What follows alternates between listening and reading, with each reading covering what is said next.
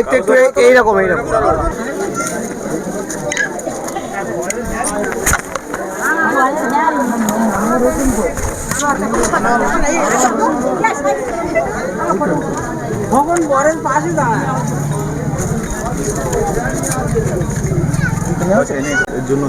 এর জন্য দায়ী নির্বাচন কমিশনার আমাদেরকে হয়রানি করছে।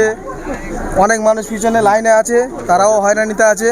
আমাদের 48 জনের মতন বরযাত্রী রয়েছে, তারাও হয়রানি আছে। 38 জনের হেয়ারিংয়ে ডেকেছে।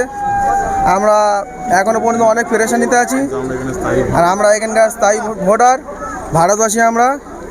আমরা বিয়ের সাজে এসছেন? হ্যাঁ, বিয়ের সাজে এসছি। ডেট আছে, যেতে তো হবে। আজকের বিয়ে, অনেক দূর যেতে হবে, হাওড়াতে।